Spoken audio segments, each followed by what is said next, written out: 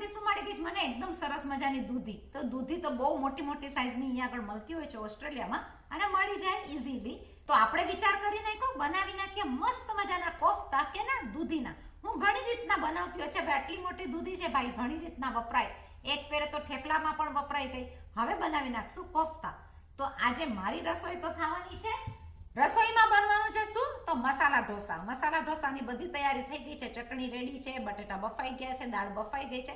સાથે સાથે બનાવી નાખીએ દૂધીના કોફતા, જે સાંજે પણ ખાવામાં ચાલી જશે પરાઠા સાથે. મેં મૂકી દીધું છે તેલ કડાઈમાં ખાવા માટે, કારણ કે આપણા મસાલાને થતા વાર બિલકુલ જ નહીં લાગે. પહેલા તો આપણે દૂધીની બધી છાલ કાઢીને તૈયાર રાખવાની છે. આ રીતના આપણે આની છાલ કાઢી લેશું. આ દૂધી આપણી નીચોવાઈ ગઈ. આપણે એનું પાણીને ફેંકવાના નથી, એને લેશું આપણે આગળ યુઝમાં, કારણ કે lots and lots of vitamins આની અંદર હોય છે. મેં લઈ લીધા છે થોડા સિંગદાણા, જીરું, તલ, લીલા મરચા, ધાણાના ડાળખા, આદુ અને લીલું મરચું. હું લઈ લઈશ 1 કે 2 કણી લસણની પણ. આ બધી વસ્તુને કટ કરી નાખીશ જે પ્રમાણમાં મને જોઈએ છે.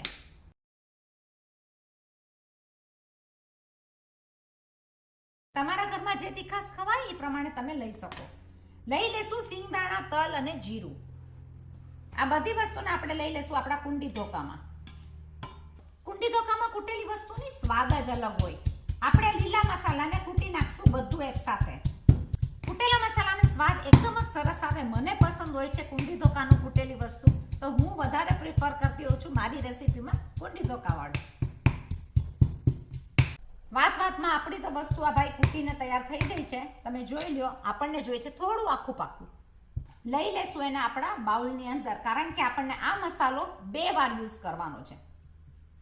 ચાલો કરી નાખશું કોફતાનો મસાલો. આપણે લઈ લેશું દૂધીને. દૂધીની અંદર પાણી નીકળતું જ આવશે, એટલે આપણે નાખશું એની અંદર મીઠું છેલ્લે.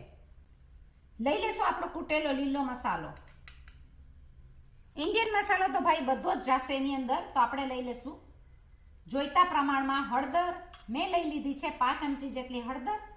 લઈ લીધું છે 5 ચમચી જેટલું મરચાની ભૂકી. 5 ચમચી મેં લઈ લીધું છે ધાણા જીરું. 2 પિંચ જેટલો ગરમ મસાલો છે. ફ્લેવર માટે 1 પિંચ મેં લઈ લીધું છે તજ લવિંગ મસાલો. એનો સ્વાદ કોફતામાં બહુ જ સરસ આવશે અને ફ્લેવર આવશે એકદમ બેસ્ટ. આ બધી વસ્તુને કરી નાખશું મિક્સ. લઈ લેશું એમાં જોઈતા પ્રમાણમાં ચણાનો લોટ.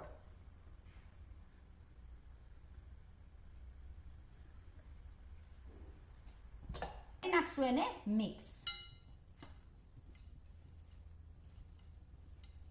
આટલો ચણાનો લોટ આપણને જોઈ જશે. તમે જોઈ શકો દૂધીના મોઇસ્ચરમાં જ આપણું આ બધું મિક્સિંગ થઈ ગયું છે. લઈ લેશું એમાં બાકી રહી ગયેલું મીઠું. માફથી નાખી દઈશ મીઠું. મેંદાના લોટ કે કોર્નફ્લાવરના લોટના કોફતા આપણે નહીં બનાવીએ. ચણાના લોટના કોફતાનો સ્વાદ જ એકદમ સરસ આવશે. તો આપણું આ મિક્સિંગ થઈ ગયું છે તૈયાર. આપણે રેડી કરી નાખશું આપણા કોફતા. લઈ લેશું આ શેપમાં કોફતા. તમે જોઈ શકો કે થોડી એવી દૂધીમાંથી આપણા કોફતા થઈ ગયા છે એટલા બધા. આપણું તેલ તૈયાર થઈ ગયું છે. થોડું તપેલા તેલમાં આપણે આપણા કોફતા લઈ લેશું. પછી એને થવા દેશું ધીમા તાપે, જેથી કરીને અંદરથી પણ ચડી જાય. મેં કરી નાખી છે ગેસની ફ્લેમ સ્લો તાપે આપણા કોફતાને થવા દેશું. કોફતા એકદમ જ સરસ રીતના ઉતરે છે. જો તમને ખીરું ઢીલું લાગે તો તમે 1 ટેબલસ્પૂન ચણાનો લોટ એડ કરી શકો. દૂધીના કોફતા ખાવાની મજા જોર હોય છે. ધીમા તાપે આપણે એને થવા દેશું 2 થી 3 મિનિટ, જેથી કરીને અંદરથી પણ પાકી જાય.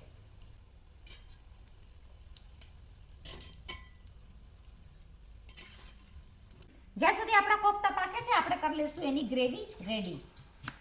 કાંદા અને ટમેટા કપાય છે ત્યાં સુધીમાં આપણા કોફતા થઈ ગયા છે તૈયાર. એકદમ સહેલી રીતના બનાવી નાખશું કોફતા કરી. આપણે પાણી નાખ્યા વગર એને કરશું ગ્રાઇન્ડ. મને પીસીસમાં ન જોતો હોવાથી હું લઈ લઈશ બુલેટમાં. મને જોઈએ છે આખી પાકી ગ્રેવી.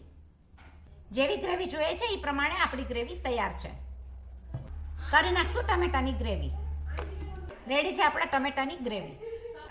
જેમ કે તમને કીધું કે બનાવતા બનાવતા આ તો ખાવાનું મન થઈ જ જશે. ખાતા ખાતા એકદમ સ્વાદમાં ફાઇન લાગે એ આપણે જોતા જઈએ. આપણા કોફતા તમે જોઈ શકો પાકીને એકદમ સરસ રેડી થઈ ગયા છે. ચલો કોફતા કરીને કરી નાખશું મસાલો. હું લઈ લઈશ આમાં 1 થી 2 તેજ પત્તા. હું લઈ લઈશ મારું જીરું. થોડું એવું લઈ લેશું આપણે એની અંદર જીરું. તમે જોઈ શકો મારા મસાલિયા 2 થી 3 મસાલિયા આગળ પાછળ ફરતા હશે. તમારા પાસે સૂકું મરચું હોય તો તમે સૂકું મરચું લાલ લેજો. હું લઈ લઉં છું લીલું મરચું. નાખી દેશું પિંચ ઓફ હિંગ. ગ્રેવી થોડી ઘાટી કરવા માટે હું લઈ લઈશ 1 ટીસ્પૂન જેટલું ચણાનો લોટ. ચણાનો લોટ શેકી નાખશું. ચણાનો લોટ શેકાતો હશે લઈ લેશું આપણે કાંદાની પેસ્ટ. કરી નાખશું એકદમ મિક્સ. કાં તો તમે કાજુ અને મગજ તરીની ગ્રેવી લઈ શકો. ચણાનો લોટ બનાવી નાખશે ગ્રેવીને થીક. લઈ લેશું બધો મસાલો. લઈ લેશું અડધી ચમચી જેટલો લીલો મસાલો. સ્વાદ માટે લઈ લેશું ઇન્ડિયન મસાલો. અડધી ચમચી હું લઈ લઈશ મરચાની ભૂકી. અડધી ચમચી હું લઈ લઈશ હળદર. અડધી ચમચી લઈ લઈશું ધાણા જીરું. માપથી લઈશું મીઠું. બધી વસ્તુને થવા દેશું સોતે, એટલે કે સોતળી નાખશું. કાંદાની પેસ્ટ અને ચણાના લોટની ગ્રેવી બહુ જ સરસ ઠીક થઈ જતી હોય છે. તેલ છૂટવા માંડી જાય એટલે તમને ખ્યાલ આવી જશે કે તેલ છૂટવા માંડી ગયું છે. આપણે લઈ લેશું એની અંદર ટમેટાની પેસ્ટ. દેખાય છે ઘાટી અને એકદમ સરસ મજાની લાલ ચટક ગ્રેવી. 2 સેકન્ડની અંદર જ તેલ છૂટું થવા માંડી ગયું છે અને આપણી ગ્રેવી પાકવા માંડી ગઈ છે. તો હું લઈ લઈશ આપણું દૂધીનું રહેલું પાણી.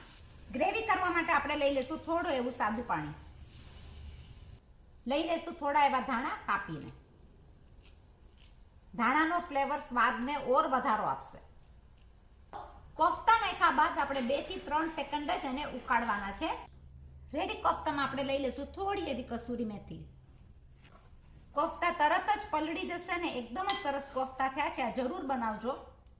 રેસીપી એકદમ સહેલી અને સિમ્પલ છે. બહુ સરસ લાગે. સ્વાદિષ્ટ કોફતા આપણા છે રેડી. કાપેલા કોફતા ખબર પડી આવે કે ગ્રેવી એકદમ અંદર આવી ગઈ છે અને બહુ જ સરસ રીતના તૈયાર થઈ ગયા છે. દૂધીના કોફતા કરી રેડી.